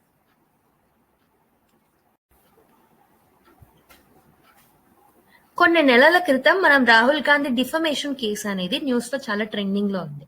So Rahul Gandhi defamation case. So ఇతను ఏదో ఒక కర్ణాటకలో ఏదో ఎలక్షన్ ప్రచారంలో మోదీస్ కి సంబంధించి ఒక కమ్యూనిటీ మీద, అంటే మోదీస్ కి సంబంధించి ఉద్దేశించి కాకుండా అతను ఇండైరెక్ట్ గా అనడం వల్ల వాళ్ళందరూ కలిసి ఒక డిఫమేషన్ కేసుని ఫైల్ చేయడం జరిగింది. సో అది డీప్ గా కేసు గురించి తెలుసుకోవడం అంత ఇంపార్టెంట్ కాదు. ఇక్కడ what is more important is so the related provisions. Okay, ఏదైతే దానికి సంబంధించిన ప్రొవిజన్స్ ఉన్నాయో దానికి సంబంధించిన నేర్చుకోవడం ఇంపార్టెంట్. ఓకే, డిఫమేషన్ కేసు కింద అతన్ని ఓకే, సో ఇతను actually Rahul Gandhi was an MP from the Wayanad constituency, Kerala అనమాట. ఓకే, సూరత్ కోర్ట్ ఏం తీర్పిచ్చింది అంటే ఇతన్ని జైల్ టర్మ్ అనేది, ఇంప్రిజన్మెంట్ అనేది ఇచ్చింది అనమాట సూరత్ కోర్టులో. ఓకే, ఛాలెంజ్ అనేది చేశారు. ఓకే, ఒక కమ్యూనిటీ వాళ్ళు ఎవరి మీద అయితే డిఫమేషన్ అనిపించిందో వాళ్ళు డిఫమేషన్ కేసు వేయడం వల్ల సూరత్ కోర్ట్ ఇతనికి ఇంప్రిజన్మెంట్ అనేది ఇచ్చింది రాహుల్ గాంధీకి. సో డిఫమేషన్ అనేది మనకి డైరెక్ట్ గా మెన్షన్ లేకపోయినా, so under Indian penal code 1860 మనకు కొన్ని సెక్షన్స్ ఉన్నాయి, లైక్ సెక్షన్ 499 కానీ సెక్షన్ 500 కింద కానీ ఇలాంటి వాటి కింద అతనికి జైలు శిక్ష అనేది ఇచ్చారనమాట. He was sentenced and he was convicted for 2 years jail, 2 years jail term అనేది ఇచ్చారు. అండ్ ఇక్కడ మీరు చూసుకుంటే ఇది ఎందుకు నేను ఈ పాయింట్ ని రేజ్ చేస్తున్నానంటే, so what is the reason for the arrest అనేది గుర్తుపెట్టుకో అవసరం లేదు మనకు అది. సో అరెస్ట్ అయ్యారు కాబట్టి అరెస్ట్ చేయాలి అని చెప్పి సూరత్ కోర్ట్ తీర్పు ఇచ్చింది కాబట్టి సో దానికి సంబంధించిన ప్రొవిజన్స్ అనేది మనకి ఇంపార్టెంట్ ఇక్కడ. ఓకే, మీరు చూసుకుంటే సెకండ్ పాయింట్ చూడండి, he must not have been convicted for any offence resulting in imprisonment for 2 or more years. So 2 లేదా 2 కన్నా ఎక్కువ సంవత్సరాలు ఇంప్రిజన్మెంట్ కన్విక్ట్ అయ్యి, ఏదైనా అఫెన్స్ లో కన్విక్ట్ అయ్యి 2 or more years ఇంప్రిజన్మెంట్ కి వెళ్ళడం వల్ల అతని యొక్క డిస్క్వాలిఫికేషన్ అనేది జరుగుతుంది. సో అలానే ఈ రిప్రజెంటేషన్ ఆఫ్ పీపుల్ యాక్ట్, ఈ పర్టికులర్ ప్రొవిజన్ అనేది ఈ ఆర్పిఐ చట్టం సెక్షన్ 8 clause 3 లో మెన్షన్ చేసింది, గుర్తుపెట్టుకోండి. Section 8 clause 3. ఓకే, ఈ పర్టికులర్ క్లాస్ ప్రకారం అతన్ని డిస్క్వాలిఫై చేశారనమాట. ఈవెన్ దీనికి సంబంధించిన ఒక ఇంపార్టెంట్ కేసు ఏంటంటే lily Thomas case. Lily Thomas case versus union of India 2013 లో ఈవెన్ సుప్రీం కోర్ట్ ఏం చెప్పింది అంటే elected person if any elected person if he or she is getting arrested he or she has to vacate his or her seat అనమాట. Okay, అంటే disqualify అవ్వాలి అని చెప్పేసి even supreme court support చేసింది lily Thomas కేసులో. Okay, so ఈ point ని గుర్తుపెట్టుకోండి, ఈ సెక్షన్ ని గుర్తుపెట్టుకోండి, న్యూస్ లో ఉంది కాబట్టి చెప్పాల్సి వచ్చింది. Section 8 clause 3 of representation of people's act 1951. Okay, so and ఇంకొక ప్రొవిజన్ మీరు ఇక్కడ ఏం గుర్తుపెట్టుకోవాలి, సో ఈ పర్టికులర్ డిస్క్వాలిఫికేషన్ రిలేటెడ్ ప్రొవిజన్స్ మనం ఇప్పుడు ఏదైతే చదివామో డైరెక్ట్ గా కాన్స్టిట్యూషన్ లో మెన్షన్ చేసి ఉన్నాయంటే లేదు, అలాంటి ఒక స్టేట్మెంట్ ఇస్తే తప్పు అవుతుంది. ఈ పర్టికులర్ డిస్క్వాలిఫికేషన్ కొన్ని ఆఫీస్ ఆఫ్ ప్రాఫిట్ అవన్నీ రాజ్యాంగంలో మెన్షన్ చేశారు, అవి కాకుండా అడిషనల్ డిస్క్వాలిఫికేషన్స్ అన్ని రిప్రజెంటేషన్ ఆఫ్ పీపుల్ యాక్ట్ లో మెన్షన్ చేస్తున్నాయి, అది గుర్తుపెట్టుకోండి. ఓకే, అర్థమైంది కదా. అండ్ ఈ ఐపీసీ చట్టాలు కూడా గుర్తుపెట్టుకోండి, important. Next, so the constitution also lays down that a person shall be disqualified from being a member of a parliament if he is so disqualified on the ground of defection under the provisions of the 10th schedule. Okay, ఒకటేమో constitution లో mention చేసిన ప్రకారం disqualify అవ్వచ్చు, ఇంకొకటేమో RPI చట్టం 1951 ప్రకారం disqualify అవ్వచ్చు. Okay, ఇందులో president కి ఫైనల్ డెసిజన్ ఉంటుంది. With the advice of election commission he can take a final call. Okay, కొన్ని ప్రొవిజన్స్ చూసాం దాంట్లో. ఇదే కాకుండా 10th షెడ్యూల్ ప్రకారం కూడా ఒక పర్సన్ ని డిస్క్వాలిఫై చేయొచ్చు, ఒక ఎంపీని. Okay, from being the member of the parliament. If he or she is so disqualified on the ground of defection under the provisions of the 10th schedule, so defection ఈ particular 10th schedule కింద అతన్ని disqualify చేయొచ్చు. So a member incurs disqualification under the defection law. So ఏవేవి provisions ఉన్నాయంటే ఇందులో, if he voluntarily gives up the membership of the political party on which ticket he is elected to the house. So normal గా ఏ political party ద్వారా ticket వచ్చి అతను house లో member గా election లో గెలిచి మెంబర్ గా అయ్యారో, ఒకవేళ if he or she is giving a voluntarily give up, if he or she is giving up from that political party, అప్పుడు ఏమవుతుంది, డిస్క్వాలిఫికేషన్ అనేది జరుగుతుంది అనమాట. If he or she votes or abstains from voting in the house contrary to any direction given by a political party. So political party యొక్క whip decision ప్రకారం కాకుండా ఏదైనా against గా, పొలిటికల్ పార్టీ ఐడియాలజీకి అగేన్స్ట్ గా ఓట్ చేస్తే కూడా disqualify అవుతారు. If any independently elected member joins any political party, ఎవరైనా ఇండిపెండెంట్ గా ఎలక్ట్ అయిన మెంబర్ ఎవరైతే ఉంటారో ఏదైనా పొలిటికల్ పార్టీలో జాయిన్ అయ్యారు అనుకోండి, అప్పుడు కూడా డిస్క్వాలిఫై అవుతారు. If any nominated members joins any political party after the expiry of 6 months, ఎవరైనా నామినేటెడ్ మెంబర్స్ ఏదైనా పొలిటికల్ పార్టీని 6 months ఎక్స్పైరీ అయిన తర్వాత ఏదైనా పొలిటికల్ పార్టీలో జాయిన్ అవుతాయి nominated member, if he or she is joining any political party after expiration of the 6 months, he or she will get disqualified. So the question of the disqualification under the 10th schedule is decided by the chairman. Okay, రాజ్యసభలో అయితే chairman decide చేస్తారు, లోక్సభలో అయితే speaker decide చేస్తారనమాట. And it is not president of India. Representation of people act లోనేమో president కి పెద్ద చేయి ఉంటుంది, ఇక్కడేమో స్పీకర్ కి ఆర్ చైర్మన్ కి ఉంటుంది అనమాట. 1992లో supreme court ruled that the decision of the chairman or speaker in this regard is subject to judicial review. So ముందు ఎలా ఉంటుంది అంటే it is not subjected to judicial review, కోర్టులో దాన్ని ఛాలెంజ్ చేయలేమని చెప్పేసి అనేవాళ్ళు. కానీ సుప్రీం కోర్ట్ డెసిజన్ ప్రకారం సో దాన్ని కోర్టులో జ్యుడిషియల్ రివ్యూ కింద దాన్ని ఛాలెంజ్ చేయొచ్చు అనమాట. ఓకే, గుర్తుపెట్టుకోండి పాయింట్స్ ని. So next concept vacating of seats, ఇది రేపటి నుంచి చదువుదాం. Like will continue from this in the next class. So ఇప్పుడు ఒక చిన్న కాన్సెప్ట్ చెప్పి కొన్ని క్వశ్చన్స్ సాల్వ్ చేద్దాం. సో ఒక చిన్న కాన్సెప్ట్ ఏంటంటే, మనము 10th షెడ్యూల్ గురించి చూసామో అది న్యూస్ లో కూడా ఉందన్నమాట. సో దానివల్ల నేను ఒక కరెంట్ అఫైర్ ని లింకేజ్ చేయాలనుకుంటున్నా. సో చూడండి, 10th షెడ్యూల్ లో మనకి యాంటీ డిఫెక్షన్ లా గురించి చెప్తారు. సో మనకి 52nd కాన్స్టిట్యూషనల్ అమెండ్మెంట్ యాక్ట్ 1985 అనేది it is related to the 10th schedule are anti defection law, గుర్తుపెట్టుకోండి. సో మనకి రీసెంట్ గా Om Birla, who is Lok Sabha speaker, he has made a committee to look after this particular issue. Om Birla ఏం చేశారంటే, in order to look on this particular 10th schedule related matters, he has made a committee అన్నమాట.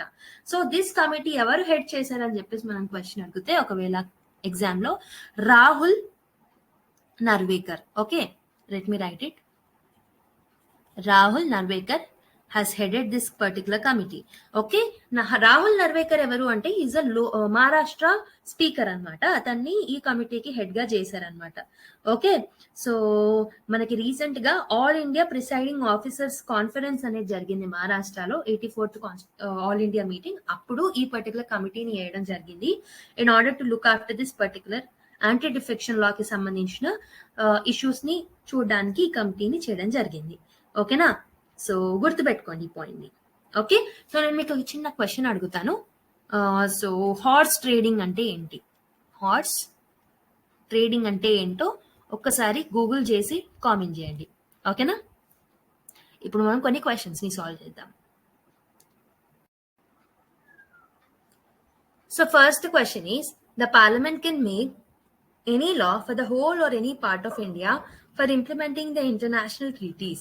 So ఈ particular concept ఈ రోజు discuss చేయనప్పటికీ centre and state relations లో భాగంగా discuss చేశాను. సో అందుకే మీరు ట్రై చేయండి.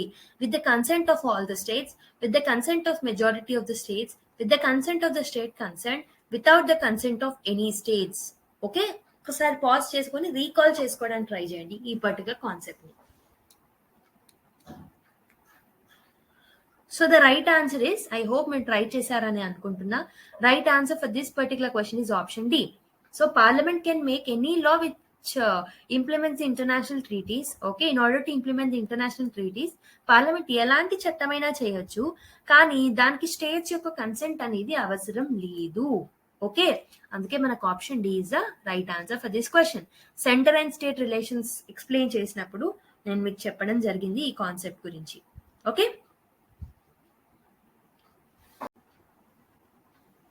నెక్స్ట్ క్వశ్చన్ చూడండి. Which of the following is or are stated in the Constitution of India? The President shall not be the member of either house of the Parliament. The Parliament shall consisting of the President and 2 houses. Choose the correct answer from the codes given below. 1 only, both 1 and 2, 2 only, neither 1 nor 2. ఒకసారి pause చేసుకొని try చేయండి question ని.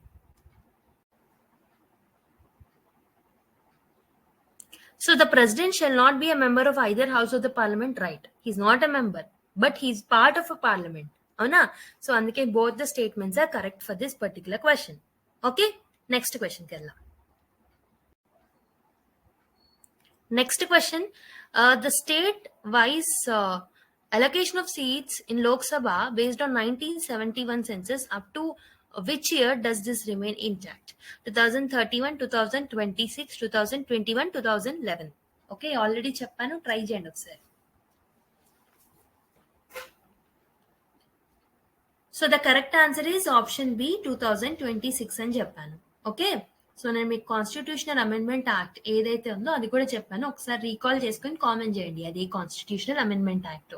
Okay, next question. How many members are nominated by the president in the Rajya Sabha? 2, 10, 12, 15. ఒకసారి try చేయండి question ని.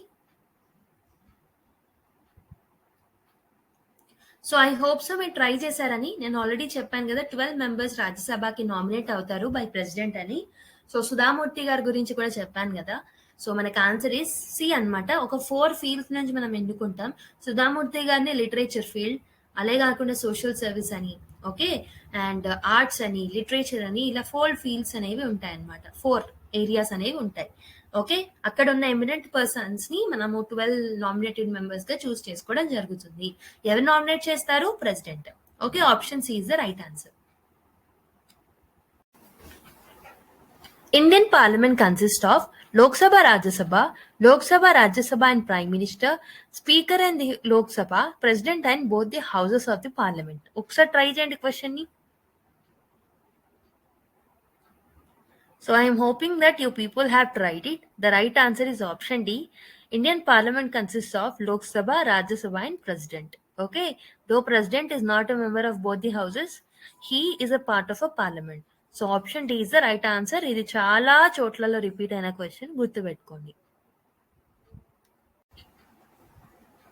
Next question, a bill represented or presented in Parliament becomes an act after it is passed by both the houses.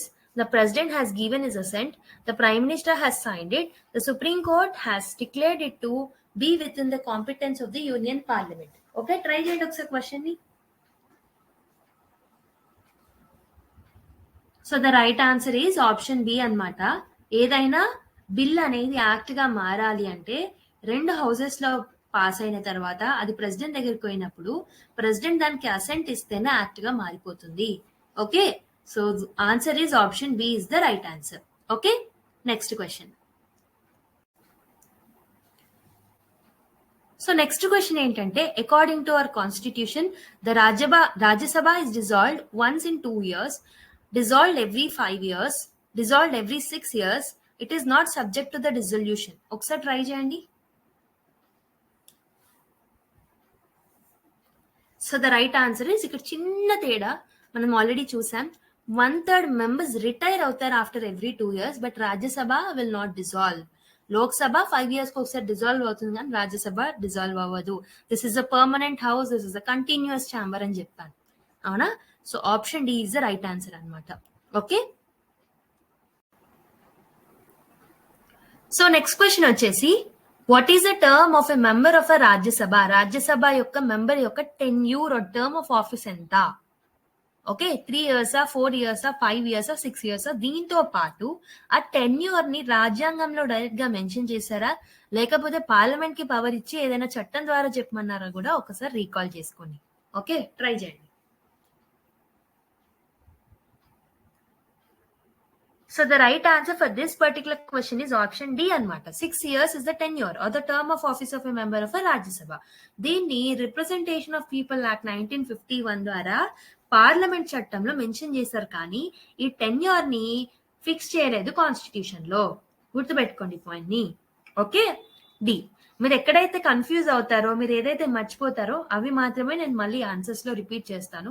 ఏవైతే journalistic గా ఉంటాయో అవి already explain చేసి ఉంటాను కాబట్టి రిపీట్ చేయను నేను క్వశ్చన్స్ చెప్పే సమయంలో కూడా. Okay, next. Who is competent to dissolve the Rajya Sabha? The chairman of the Rajya Sabha, the president, the joint session of the parliament, and none of the above. ఒకసారి try చేయండి question. Okay, ఒక 30% members దీన్ని wrong పెట్టుంటారు ఇప్పటికి కూడా. Okay, మనకు తెలుసు who is competent to dissolve the Rajya Sabha అంటే ఇప్పుడే చెప్పాను, అసలు రాజ్యసభ అనేది డిజాల్వే అవ్వదు.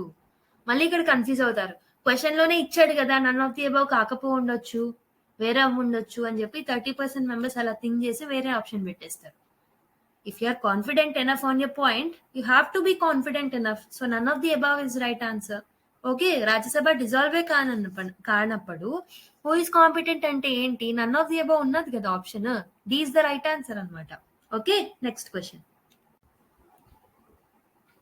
So the members of the Lok Sabha from the Union Territories of India are nominated by the President, elected by the members of the local bodies of the Union Territories.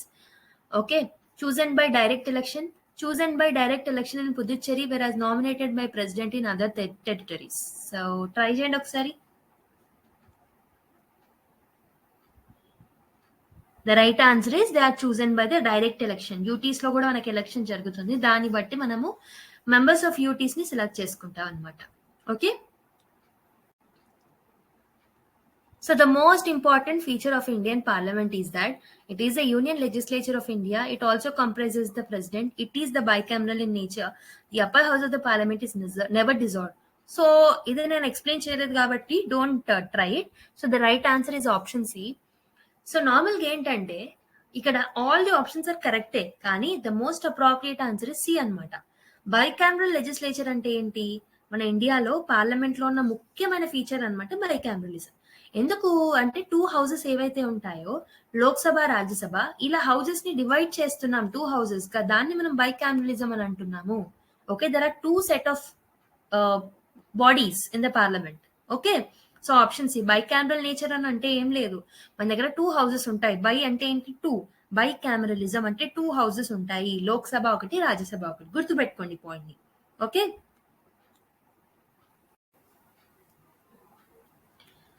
so the term of Lok Sabha can be extended under any circumstances, can be extended by 6 months at a time, can be extended by 1 year at a time during the proclamation of an emergency, can be extended for 2 years during the proclamation of emergency. ఒకసారి try చేయండి question ని. So the right answer is, ఇంతకు ముందే మనం discuss చేశాం, it can be extended by 1 year at a time during a proclamation of an emergency. So option C is the right answer. Okay, so which of the following statements is correct? Only the Rajya Sabha and not the Lok Sabha can have nominated members. There is a constitutional provision for nominating 2 members belonging to the Anglo-Indian community to the Rajya Sabha. There is no constitutional bar for nominated members to be appointed as a union minister. A nominated member can vote both in the presidential and the vice presidential election. So try చేయండి ఒకసారి. The right answer is option A. 104th constitutional amendment act ద్వారా 2019 ఈ particular act ద్వారా మనకి లోక్సభ యొక్క nominated membership అనేది తీసేశారు. అంటే only the Rajya Sabha and not the Lok Sabha has the nominated members అనే ఆప్షన్ ఇస్ రైట్ ఆన్సర్ అనమాట. So option A is the right answer. Okay, so next question వచ్చేసి, which among the following has a right to vote in the election of both the Lok Sabha and the Rajya Sabha?